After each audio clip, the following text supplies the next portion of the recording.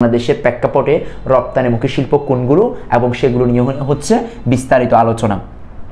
প্রথমে আমরা দেখব সেটা হচ্ছে পাট শিল্প নিয়ে। প্রথমে আমরা দেখব হচ্ছে কোন শিল্প? পাট শিল্প নিয়ে। দেখো, পাট পরিবেশ বান্ধব শিল্প। কোন শিল্প? পরিবেশ বান্ধব শিল্প। বাংলাদেশে বিশ্বের বৃহত্তম পাট উৎপাদনকারী দেশ, বৃহত্তম কিন্তু। পাটকে বাংলাদেশে সোনালী আঁশ বা হচ্ছে গোল্ডেন ফাইবার অফ বাংলাদেশ বলা হয়। পাটকে বাংলাদেশে অর্থকরী ফসলও বলা হয়। এই সবগুলো কিন্তু এমসিকিউর জন্য খুবই গুরুত্বপূর্ণ। আচ্ছা, পাট উৎপাদনে বাংলাদেশের অবস্থান শীর্ষে ছিল। বর্তমানে এই শিল্পের অবস্থান বিশ্বে হচ্ছে কি দ্বিতীয়। তাহলে পাট শিল্পে উৎপাদনে এবং রপ্তানিতে বাংলাদেশের অবস্থান হচ্ছে কি দ্বিতীয়। এবং সেই সাথে বাংলাদেশের উৎপাদিত পাট জাত সুতার সবচেয়ে বড় বাজার হচ্ছে তুরস্ক। বাংলাদেশ থেকে সবচেয়ে বেশি পাট রপ্তানি করা হয় সেটা হচ্ছে তুরস্কে। এরপরে রয়েছে হচ্ছে চীন, এরপরে রয়েছে ভারত, এরপরে রয়েছে হচ্ছে মিশর, এরপর হচ্ছে ইরান, এরপর হচ্ছে বেলজিয়াম, এরপর হচ্ছে রাশিয়া, এরপর হচ্ছে পাকিস্তান, এরপর হচ্ছে মেক্সিকো। আমাদের শুধু প্রথমটা জানলে হবে, সবগুলো জানতে হবে না। Bangladesh Jute Mill Corporation BJMC, Bangladesh Jute Mill কর্পোরেশনের তথ্য মতে পাট পণ্য থেকে বৈদেশিক রপ্তানির প্রায় 65% রয়েছে বাংলাদেশের নিয়ন্ত্রণে। তার মানে পাটের মাধ্যমে যতটুকু কি হয় রপ্তানি আয় হয়, এর মধ্যে 65% বাংলাদেশ কি করতে পারে? আয় করতে পারে। এগুলো হচ্ছে আমাদের পাট শিল্প সম্পর্কিত কিছু শর্টকাট ট্রিক্স, যেগুলো তোমার এমসিকিউতে কাজে আসবে। আচ্ছা, এখন পাট শিল্পের গুরুত্ব, বাংলাদেশের প্রেক্ষাপটে পাট শিল্পের গুরুত্ব কি কি সেই বিষয়গুলো একটু দেখি। 1 নম্বর হচ্ছে কর্মসংস্থানের সুযোগ। পাট শিল্পের মাধ্যমে বাংলাদেশে ব্যাপক কর্মসংস্থানের কি হয়? সুযোগ হয়। 2 নম্বর হচ্ছে পাট পরিবেশ বান্ধব। পাট শিল্পের মাধ্যমে কিন্তু কখনোই পরিবেশ দূষিত হয় না, যেটার মাধ্যমে হচ্ছে পরিবেশ বান্ধব একটু সুযোগ তৈরি। খাটিও না, এমনি বলো না। আপনি একটু অ্যাড করে দিন, একটু আর্জেন্ট তো ওই কারণে। আচ্ছা, দাও না, আমি কই ডিজাইনার ওগুলো করবে, ঠিক তোমাকে করতে হবে কষ্ট কাজ। না, আমি কেন করব? আল্লাহ দিন তোমার একটু। এখানে তো কিছু, এখানে তো হাত দাও নাই ভাই, এখানে তো হাত দাও নাই। না, দাও নাই কি জানো। আচ্ছা, ঠিক আছে। 3 নম্বর আমরা যে বিষয়টা দেখবো সেটা হচ্ছে পাটকাঠি। পাটকাঠির কারণে এটা পাটকাঠি কিন্তু তোমার হচ্ছে পাট শিল্পের একটা অন্যতম গুরুত্ব আমরা দেখতে পারি। আর 4 নম্বর হচ্ছে বৈদেশিক মুদ্রা অর্জন। 4 নম্বর কি? বৈদেশিক মুদ্রা অর্জন। 5 নম্বর হচ্ছে মোট দেশজ উৎপাদন। মোট দেশজ উৎপাদন, এই সবগুলো পাট শিল্পের গুরুত্ব এবং এটার উপর ভিত্তি করে আমরা পাট শিল্পের প্রতিটা বিষয় কি করতে পারবো? আলোচনা করতে পারবো। আচ্ছা, এরপরে দেখো বাংলাদেশে বর্তমানে পাট শিল্পের অবস্থা একটু আমরা একটু দেখে আসি। এগুলো এমসিকিউতে কাজে লাগবে, বাকি খুব বেশি কাজে লাগবে না, এমসিকিউতে কাজে লাগবে। দেখো, বাংলাদেশ প্রথম 1951 সালে প্রতিষ্ঠিত হয় বাংলাদেশে প্রথম পাটকল, এবং বাংলাদেশের বৃহত্তম পাটকল সেটা হচ্ছে আদমজি পাটকল। তার মানে 1900 কত সালে? 51 সালে বাংলাদেশে প্রতিষ্ঠিত হয়, স্বাধীনতার প্রায় 20 বছর আগে। দেশ স্বাধীন হওয়ার পর 1971-72 অর্থ বছরে পাটকলের সংখ্যা ছিল 68টি। বর্তমানে দেশে বিজেএমএ এর অধীনে পাটকলের সংখ্যা হচ্ছে 146টি। হাততালি দাও না, যে পরিমাণ কত বাড়ছে দেখো। 71 সালে ছিল 68, এখন হচ্ছে কত? 146। এর মধ্যে 48টি হচ্ছে বেসরকারি মালিকানাধীন ছেড়ে দেওয়া হয়, এবং 108টি স্থাপিত প্রায় হচ্ছে, এগুলো হচ্ছে কিসের? উৎপাদনকারী মিল হিসেবে রয়েছে, উৎপাদনকারী মিল হিসেবে স্থাপন করা হয়। কতটি? 108টি।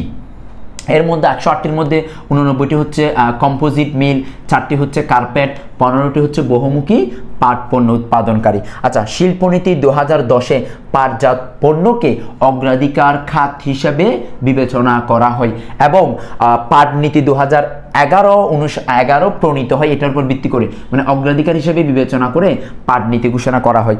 বর্তমানে বিজেএমসির আওতাধীন মোট মিলের সংখ্যা হচ্ছে 26টি। আচ্ছা, 22-23 অর্থ বছর, যেটা একদম সাম্প্রতিক, 22-23 অর্থ বছরে পাটজাত পণ্যের রপ্তানি মোট হচ্ছে 4 লক্ষ মেট্রিক টন।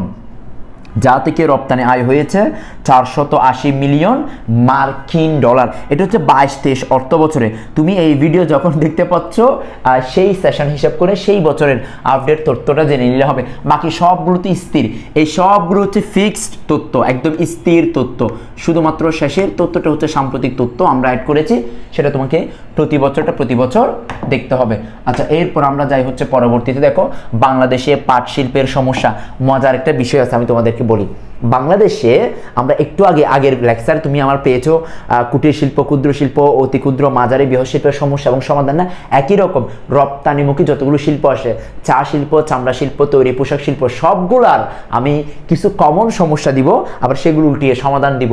সো ততক্ষণ তোমাদের ভিডিওটা পুরো দেখতে হবে। আচ্ছা, আমি একটু শর্টকাট একটু আলোচনা করে যাই। পাট শিল্পের সমস্যা, 1 নম্বর হচ্ছে প্লাস্টিকের ব্যবহার, এরপর হচ্ছে চালের মূল্য বৃদ্ধি পায়, সরকারি নীতিমালার অভাব, মধ্যবর্তী ব্যবসায়ী, বিকল্প দ্রব্যের উপস্থিতি, মান নির্ধারণের সমস্যা, সরকারি পর্যায়ে প্রতিবন্ধকতা, মিল কারখানার দৌরাত্ম্য, মজুতকরণের সমস্যা, বাজার তথ্য সরবরাহের সমস্যা, এটা হচ্ছে উন্নত যন্ত্রাংশের ব্যবহার। এই সবগুলো হচ্ছে পাট শিল্পের কি সমস্যা, এই সবগুলো হচ্ছে পাট শিল্পের কি সমস্যা। আর সমাধান তো আরো সহজ, সমাধান তো একদম মনে রাখার মতো করে সহজে তুমি মনে রাখতে পারবা। এই সবগুলো আবার উল্টাই দিলে কি হবে, পাট শিল্পের সমাধান হবে। শিখেছো তুমি সমস্যা, উল্টাই দিলে সেটা কি হবে, সমাধান হবে। আচ্ছা, একটু চোখ বুলিয়ে যায়, আমি বললে তোমার মনে রাখাটা সহজ হবে, জন্য একটু বলে যায়। দেখো, 1 নাম্বার, গুণগত মানসম্পন্ন বীজ উৎপাদন, উন্নত চাষাবাদ পদ্ধতি, তারপর হচ্ছে কীটপতঙ্গ প্রতিরোধ করা, তারপর হচ্ছে সরকারের সঠিক নীতিমালা প্রণয়ন করা, ঋণদান কর্মসূচি, গুদামজাতকরণের ব্যবস্থা করা। এরপর হচ্ছে তথ্যের প্রসার, কিসের প্রসার, তথ্যের প্রসার। তারপর হচ্ছে শ্রমিকদের দক্ষতা বৃদ্ধি, এরপর হচ্ছে কূটনৈতিক তৎপরতা, তারপর হচ্ছে শ্রমিকদের মজুরি বৃদ্ধি, এরপর হচ্ছে উন্নত যন্ত্রাংশের ব্যবহার, সর্বশেষ হচ্ছে মধ্যবর্তী ব্যবসায়ীদের অস্তিত্ব কি বিলুপ, মধ্যবর্তী ব্যবসায়ীদের অস্তিত্ব বিলুপ। আশা করি তোমরা সহজে অ্যান্সার করতে পারবা এবং সহজে মনেও রাখতে পারবা। সো এটা নিয়ে তোমাদের কোনো কনফিউশন থাকার দরকার নেই, একদম সহজে তুমি মনে রাখতে পারবা। আচ্ছা, এরপর আমরা যদি একটু দেখি, সাধারণত এই টপিকটা থেকে একটু কয়েকটা এমসিকিউ আমরা একটু দেখি। সেটা হচ্ছে দেখো, একদম শর্টকাটে, সেটা হচ্ছে বাংলাদেশে পণ্যের পাটজাত এবং মূরকের বাধ্যতামূলক ব্যবহার আইন 2010 অনুসারে 17টি পণ্য। দেখো, আমরা অনেক সময় দেখবা বিভিন্ন প্যাকেটজাত করতে হয় না, যে প্রত্যেকটা দ্রব্যের ক্ষেত্রে প্যাকেট, এরকম 17টা পণ্য 2010 সালে সরকার আইন করে দিয়েছে যেগুলো পাটজাত হতে হবে, নাহলে কিন্তু হবে না। এর মধ্যে একটা হচ্ছে ধান, মানে ধান, এরপর হচ্ছে চাল, এরপর হচ্ছে গম, এরপর হচ্ছে ভুট্টা, সার, চিনি, মরিচ, হলুদ, পেঁয়াজ, রসুন, ডাল, ধনিয়া, আলু, আটা, ময়দা, তারপর হচ্ছে কুত্তুসি, কোড়া, পোল্ট্রি ফিড, এরপর হচ্ছে ফিশ ফিড। এই সবগুলো রয়েছে যে তোমার হচ্ছে মূরকের ক্ষেত্রে পাটজাত দ্রব্য, মানে পাটজাত দ্রব্য ব্যবহার করতে হবে। পাট পণ্যকে উৎসাহিত করতে 6 মার্চ, আজকে হচ্ছে এটা এখন ফেব্রুয়ারি মাস, 6 মার্চ জাতীয় পাট দিবস হিসাবে পালন করা হয়। তাহলে বাংলাদেশের পাট দিবস কত তারিখ, মার্চের 6 তারিখ। বাংলাদেশে পাট শিল্পের ভবিষ্যৎ উজ্জ্বল এবং সম্ভাবনাময় রয়েছে। এর কারণসমূহ নির্ভর, বাংলাদেশের পাট শিল্প কেন উজ্জ্বল এবং কেন সম্ভাবনাময়, এর অনেকগুলো কারণ আছে। এর মধ্যে 1 নাম্বার যেটা, সেটা হচ্ছে পাট পরিবেশ বান্ধব। 1 নাম্বার কি, পাট হচ্ছে কি পরিবেশ বান্ধব। 2 নাম্বার হচ্ছে আধুনিক উৎপাদন কৌশল, বর্তমানে কিন্তু আধুনিক উৎপাদন কৌশল ব্যবহার করে অধিক পরিমাণে পাট উৎপাদন করা যায়। আর 3 নাম্বার হচ্ছে বিনিয়োগের ক্ষেত্রে সুবিধা, বিনিয়োগের ক্ষেত্রে কি সুবিধা। আবার 4 নাম্বার হচ্ছে অন্যান্য বস্ত্র তৈরি, 4 নাম্বার হচ্ছে অন্যান্য বস্ত্র তৈরি। 5 নাম্বার হচ্ছে স্বল্প উৎপাদন ব্যয়, স্বল্প উৎপাদন ব্যয়। 6 নাম্বার হচ্ছে ভিক্স সুতা উৎপাদন, কি সুতা, ভিক্স সুতা উৎপাদন। আর 7 নাম্বার হচ্ছে পাটের শ্রেষ্ঠত্ব, পাটের কি হবে শ্রেষ্ঠত্ব। আশা করি তোমরা সহজে এই বিষয়গুলো মনে রেখে সর্বোচ্চ নাম্বার অর্জন করতে পারবা।